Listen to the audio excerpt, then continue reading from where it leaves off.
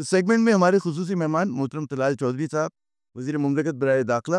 बहुत-बहुत शुक्रिया तलाल साहब अपना कीमती वक़्त देने का। एक तो बिल्कुल जो पाकिस्तानी जश्न मना रहे हैं, दिफ़ाए पाकिस्तान के बाद वो बिल्कुल जायज़ है। लेकिन जब आप बतौर हुकूमत देखते हैं कि आगे क्या आप भारत की तरफ से आपको क्या खदशात नज़र आ रहे हैं कि जिस तरह का वहाँ पे लबो लहज़ा अपनाया जा रहा है, वज़ीर-ए-आज़म मोदी जो हैं भारत के जो जिस लबो लहजे में बात कर रहे हैं, तो क्या खदशात हैं पाकिस्तान के लिए आने वाले दिनों में? देखिए, सबसे पहली बात तो ये है कि पाकिस्तान का जो मौक़िफ़ है, पाकिस्तान की रियासत का, वो बड़ा असूली है। हम उन्हें कहते हैं कि जो बातचीत है, जो वसाइल हैं, उन्हें बातचीत से हल होना चाहिए। और दूसरी बात है कि अगर कोई भी ऐसा इवेंट है, तो उसके लिए आप शवाहिद देंगे, आप उनके लिए कोई एविडेंस देंगे, उसका कोई फ़ोरम होगा। आप खुद ही जज, खुद ही ज्यूरी, खुद ही प्रोसिक्यूटर सब कुछ नहीं बन सकते और बहुत सारी आपकी इल्ज़ामात उनका कोई हकीकत से ताल्लुक नहीं है और एक इंटरनल आपके जो पॉलिटिकल सिचुएशन है या आप अपनी पॉलिटिकल गेन के लिए और वहाँ पर इलेक्शंस में अपनी कामयाबी के लिए जो नैरेटिव आपने बनाया है और मोदी का नैरेटिव जो है वो बड़ा एंटी पाकिस्तान, एंटी मुस्लिम्स और वो अगर उसके लिए आप ये सब कुछ कर रहे हैं तो ये ना समझें कि पाकिस्तान खुदा ना खास्ता कोई अफ़गानिस्तान या फ़लस्तीन है। पाकिस्तान एक ज़िम्मेदार और एक ऐसा मुल्क है, जो अपनी खुद मुख्तारी का तहफ़्फ़ुज़ जानता है। तो वो हमने करके दिखाया है। बहरहाल हम नहीं चाहेंगे कि दोबारा इंडिया में एक और जश्न का मौका देगा। अगर कोई ऐसी कमी, कोताही या गलती होगी, तो इस दफ़ा का जो जवाब है वो उसमें बहुत रिस्ट्रेन था, बहुत उसमें कोशिश की गई कि कोई लेकिन अगली दफ़ा हो सकता है वो रिस्ट्रेन ना हो और जवाब बड़ा शदीद। अच्छा, हम देख लें कि भारत एक तो ठीक है कि उन्होंने फौजी जहारियत की जिसका पाकिस्तान ने बड़ा ज़बरदस्त कहते हैं मौसल जवाब दिया। जो खदशात अब लोग देख रहे हैं कि माशी तौर के ऊपर जो है पाकिस्तान के खिलाफ कोई वो इक़दामात करे, डिप्लोमेटिक तरफ से करे, कोई आप लोग देख रहे हैं चीज़ों को कि स्पेक्ट्रम वो बड़ा कर दे अपनी उसका जहारियत का? देखिए गुज़ारिश ये है कि उन्होंने सारी डिप्लोमेटिक फ्रंट पे भी उन्हें नाकामी हुई है और उसके बाद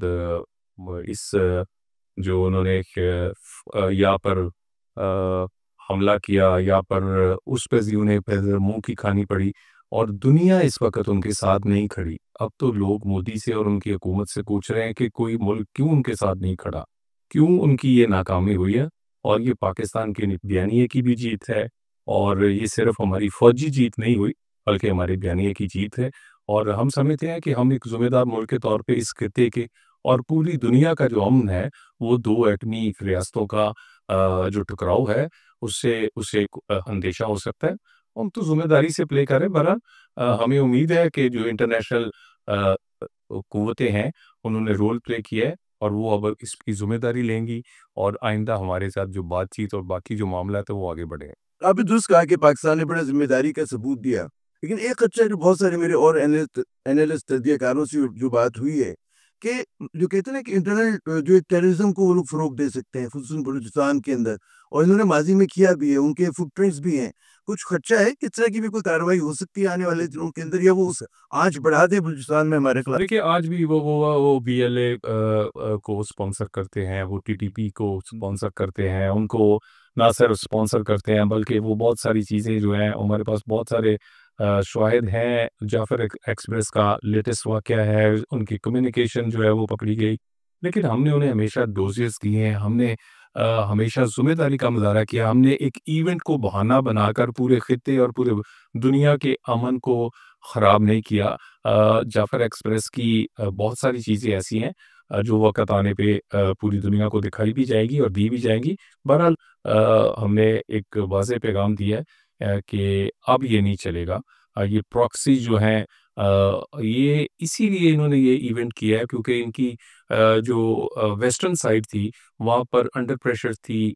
टीटीपी और जाफ़र एक्सप्रेस के बाद बीएलए और बाकी बलूचिस्तान में कतरे अमन आया है, दहशतगर्दी की कार्रवाइयों में कमी हुई है, अफ़गानिस्तान पर हमने काफ़ी सारा दबाव बढ़ाया है, उनसे ब तो बहुत सारी चीज़ें बेहतर हुई थी। उनको रिलीफ़ देने के लिए इन्होंने ईस्टर्न फ्रंट पे हमारे साथ ये इवेंट करने की कोशिश की है क्योंकि दोनों एक-दूसरे को कंट्रीब्यूट करते हैं, दोनों एक-दूसरे के कुल साथ लेके चलते हैं। तो बहरहाल हमें पता है, हम पहले भी मुकाबला कर रहे हैं, और लेकिन आने वाले दिनों में आप उसी तरह का तकड़ा रिस्पॉन्स जिस तरह इंडिया को गया, इसी तरह इनकी प्रॉक्सी को और जितनी प्रॉक्सीज़ पाकिस्तान को, उनको आप नज़र आएगा। अच्छा, प्रॉक्सी के अलावा कोई आप समझते हैं कि सियासी हल की भी ज़रूरत है? जैसे डॉक्टर मालिक साहब मिले थे नवाज़ शरीफ साहब से और बड़ी उम्मीदों के साथ मिले थे, फिर ये वादा हुआ था कि खुद नवाज़ शरीफ साहब भी दौरा करेंगे बलूचिस्तान का। इस तरफ भी कुछ इक़दामात करेंगे आप लोग? देखिए, ऑलरेडी बलूचिस्तान की बहुत सारी क़यादत जो है, वो बहुत सारी पार्टियाँ हुकूमत में भी शामिल हैं, और सूबाई हुकूमत के साथ भी हमारा मुकम्मल राब्ता रहता है। और जब जाफ़र एक्सप्रेस का वाक़या हुआ है, वज़ीर-ए-आज़म और आर्मी चीफ़ सारी सूबाई क़यादत और सारी पॉलिटिकल क़यादत के साथ वहाँ बैठे, खुल के बातें हुई हैं, लोगों ने बड़ी खुल के बात की है।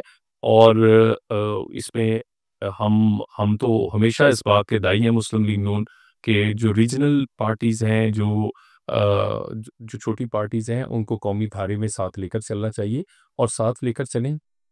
अच्छा, एक और बात जो लोग बहुत वो करते हैं कि नून लीग का एक ट्रैक रिकॉर्ड है, तो वो रीजन की आपने बात की, रीजनल पार्टीज़ की, लेकिन आप खित्ते में भी आप लोग जो हैं वो चाहते हैं कि तमाम हमसायों से अच्छे ताल्लुकात हों, और ख़ुसूसन भारत के हवाले से मादी की हुकूमतों ने नून लीग की बड़ा एक कहते हैं इनिशिएटिव लिया था।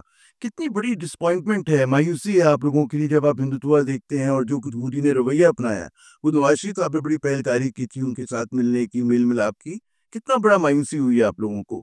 और क्या चलते आगे क्या देखते हैं इस हवाले से?